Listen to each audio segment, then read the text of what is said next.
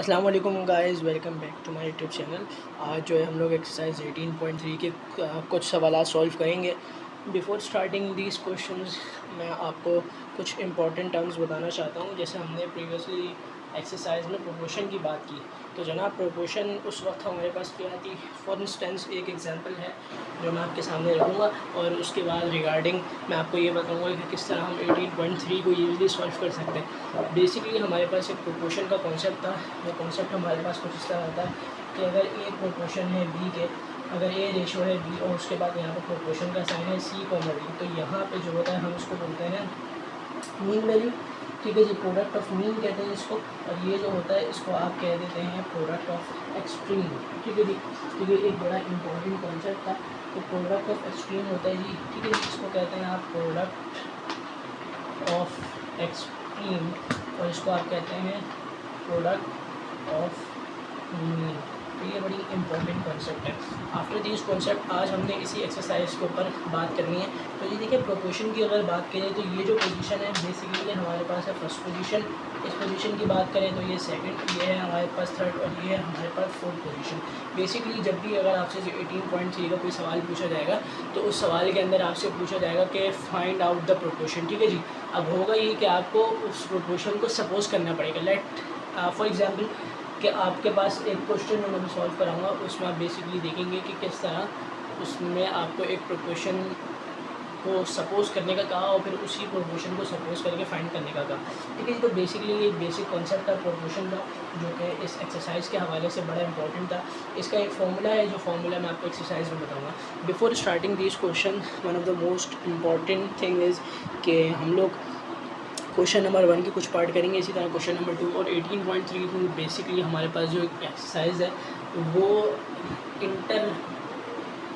हमारे पास inter connected है। यानी एक कॉन्सेप्ट अगर आपके दिमाग में है तो आप उसी कॉन्सेप्ट के थ्रू बाकी सवाल भी हल कर सकते हैं। तो बेसिकली मेरी कोशिश ये रहेगी कि मैं आपको मैक्सिमम सिलेबस मिनिमम टाइम में कवर करा दूँ। तो बेसिकली इस चीज़ को देखते हुए तो 18.3 का मैं एक आसान सवाल कराऊंगा और एक सवाल ऐसा कराऊंगा जो स्टूडेंट्स के नज़दीक मुश्किल है। तो ये सवाल देखने के लिए कि कौन सा सवाल मुश्किल है, आप लोग मेरे यूट्यूब चैनल पे कमेंट सेक्शन में पूछ सकते हैं या अदरवाइज़ आपको डिस्क्रिप्शन में व्हाट्सएप ग्रुप का लिंक दिया जाता है, उसमें आप ज्वाइन करके हमारे साथ कनेक्टेड हो कि आप ग्रुप पर जब क्यूरीज का हमारा सेक्शन चलता है उसमें आप पूछ सकते हैं। सो बेसिकली वीडियो में स्टार्ट करते हैं। हमारा क्वेश्चन 1 है। अच्छा जी, तो स्क्रीन पे आपके सामने सवाल है। क्वेश्चन नंबर 1 है हमारे पास। बेसिकली हमें एक वैल्यू दी हुई है 6, 18 एंड 54, 6, 18 एंड 54 और उसके बाद आपको मैंने ईजिली सवाल को मिनिमाइज़ करके बता दिया कि फाइंड द थर्ड प्रोपोर्शन। ठीक है, अगर आप बुक पर सवाल पढ़ेंगे तो ये किसी और तरीके से, लेकिन बेसिकली अगर आपको इस तरह देखेंगे तो ये आपके पास एक मिनिमाइज सवाल है और ईजीली समझ आएगा। अच्छा जी, कहते क्या है, आपका फाइंड करें आप थर्ड प्रोपोर्शन। तो मैंने भी आपको बताया था कि जो बेसिकली आपके पास थर्ड पोजीशन होगी वही आपका थर्ड प्रोपोर्शन होगा। तो इसको सॉल्व करते हैं। सबसे पहले आपने क्या करना है, क्योंकि आप थर्ड प्रोपोर्शन को फाइंड करना है तो आपने एक नंबर यानी आपने एक वेरिएबल निकाल लेना है। वेरिएबल को आप सपोज करेंगे, क्योंकि बेसिकली अगर आप मैथमेटिक्स में कोई चीज़ फाइंड करने जाते हैं तो सबसे पहले आप उसको सपोज करते हैं। तो इसको सपोज कर लेते हैं, लेट एक्स बी द, अब यहाँ पे इस तरह लिखें थर्ड प्रोपोर्शन। ठीक है, एक्स क्या है हमारे पास, थर्ड प्रोपोर्शन है। अब जब आप इसको सपोज कर लें तो आपने क्या करना है, बेसिकली हमने जो फॉर्मूला ड्राइव करा था प्रोपोर्शन का, हमने इसको इस फॉर्म में बनाना है। तो हम क्या करते हैं, हमें पता है ये हमारे पास फर्स्ट वैल्यू, ये सेकंड वैल्यू और ये हमारे पास बेसिकली लास्ट वैल्यू होगी। क्योंकि हमें थर्ड प्रोपोर्शन निकालना है तो ये जो है हमारे पास बेसिकली लास्ट वैल्यू होगी। तो हम लिखते हैं 6:18, ये हमारे पास फर्स्ट पोजीशन, ये हमारे पास सेकंड पोजीशन। अब क्या है, हमारे पास प्रोपोर्शन का साइन है। कहा गया आपसे थर्ड प्रोपोर्शन, तो ये हो गया आपकी थर्ड पोजीशन। यहाँ पे एक्स आना चाहिए क्योंकि हम ये निकालेंगे और फिर रेशो 54। तो बेसिकली इस इक्वेशन को बनाना एक इम्पॉर्टेंट कॉन्सेप्ट है कि ऐसी इक्वेशन किस तरह बनेगी। ठीक है जी, तो ये इक्वेशन बनने के बाद काम हमारे पास आसान है। इसके बाद हमारे पास एक फार्मूला है, वो फार्मूला इस तरह है कि product of extreme is equals to product of mean.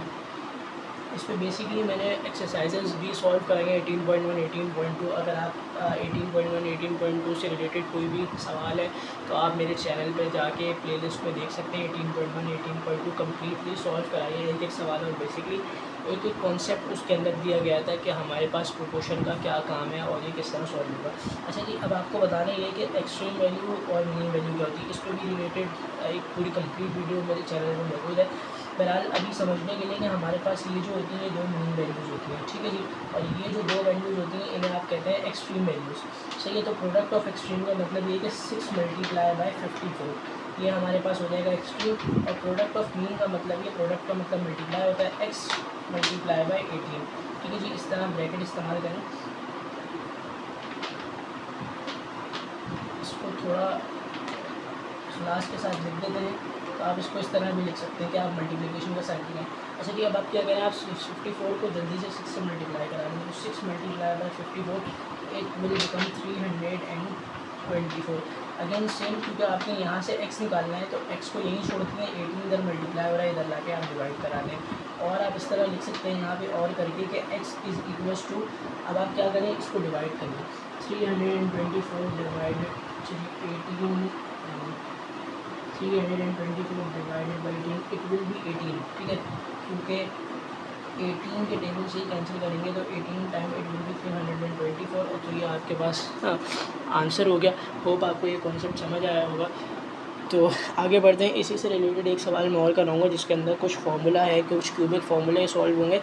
वो बेसिकली कराने का मकसद ये है कि स्टूडेंट के नज़दीक उन्होंने कमेंट सेक्शन में और मुझसे व्हाट्सएप ग्रुप पे यही सवाल करे कि सर ये वाला सवाल समझ नहीं आ रहा, और ये सवाल मेरे ख्याल से पेपर के लिहाज से इंपॉर्टेंट है, तो इसलिए इस सवाल को हल कराना ज़रूरी है। अच्छा जी, आगे बढ़ते हैं, आगे क्या है।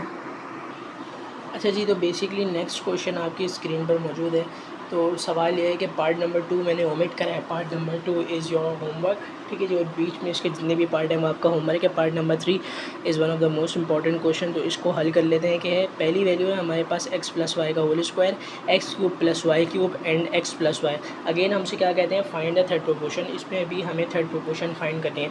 तो बेसिकली आपने करना क्या है, इसमें आपने इस चीज़ को नोट करना है कि जी वो क्या रहा है। सबसे पहले आप देखें जो आपके पास पहली टर्म है वो आपके पास फर्स्ट पोजीशन पर है, ये आपके पास जो टर्म है वो आपके पास सेकंड है। अब आपसे कहते हैं क्योंकि आपने क्या करना है, थर्ड प्रोपोर्शन फाइंड करना है आपने, चलिए जी, थर्ड प्रोपोर्शन फाइंड करो। तो ऑब्वियसली अगर थर्ड प्रोपोर्शन फाइंड करना है तो ये हमारे पास क्या होगी, ये हमारे पास फोर्थ टर्म हो जाएगी। तो अब हम क्या करते हैं, इसको प्रोपोर्शन की फॉर्म में लिख देते हैं। उससे पहले हमें क्या करना है, एक वेरिएबल सपोज करना है, उस वेरिएबल को हम लेट इट बी, मर्जी आपकी कोई भी वेरिएबल आप सपोज कर लेते हैं। अगेन मैं यहाँ पे करता हूँ let x be the third proportional proportion, ठीक है जी।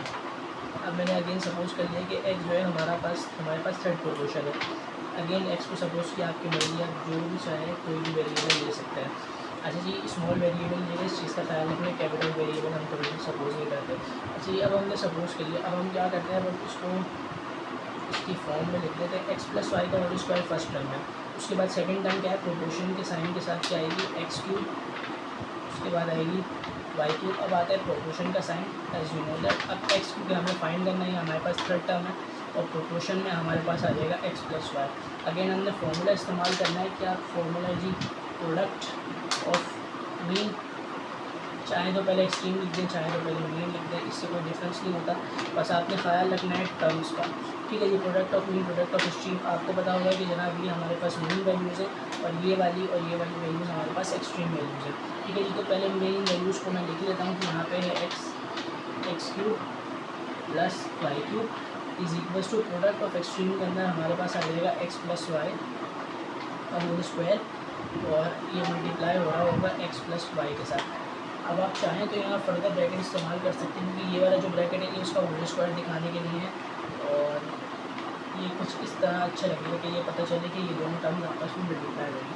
अब बेसिकली आपने करना क्या है, आपने करना ये है कि आपने यहाँ से इस x की वैल्यू को निकालना है। इस x की वैल्यू को निकालना है तो ऑब्वियसली इसका मतलब ये है कि x की वाई को यहाँ पर आके डिवाइड होगा।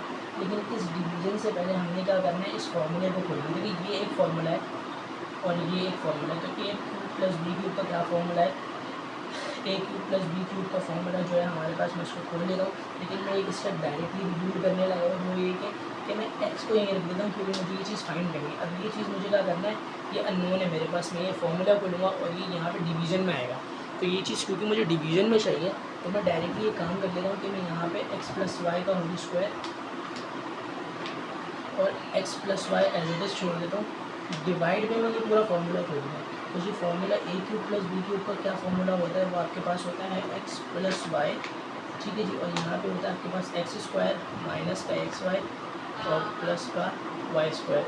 और बेसिकली आपने क्या देखना है, बेसिकली आपने ये देखना है कि जी आप कैंसिलेशन प्रोसेस क्या क्या हो रहा है, कौन कौन सी कैंसिलेशन आपके पास यहाँ पे पॉसिबल है। तो देखिए एक्स प्लस वाई से कैंसिल हो रहा है। इसके बाद हमारे पास कोई भी डिवीजन या कोई भी कह सकते हैं आप कोई भी कैंसिलेशन पॉसिबल नहीं है। तो इसका जो फाइनल आंसर होगा वो कुछ इस तरह होगा कि x is equals to x plus y का whole square divided by x square minus का एक्स वाई प्लस का वाई स्क्वायर। और ये आपके पास इसका आंसर होगा। होप आपको ये कॉन्सेप्ट और वीडियो दोनों समझ आया होगा। सो अगर आपको वीडियो अच्छी लगी तो मेरे चैनल को लाइक और सब्सक्राइब करें, शेयर करें, हमारे व्हाट्सएप ग्रुप को ज्वाइन करें ताकि मैट्रिक्स से रिलेटेड कोई भी फिज़िक्स की क्यूरी, कोई भी मैथ्स की क्यूरी या इससे रिलेटेड कोई भी सवाल जो कि आपने आज तक सॉल्व नहीं किया या फिर आप कुछ ऐसे सवाल जो पूछना चाहते हैं आपको हेल्प होगी। टिल देन अपना ख्याल रखिएगा। Till then thank you.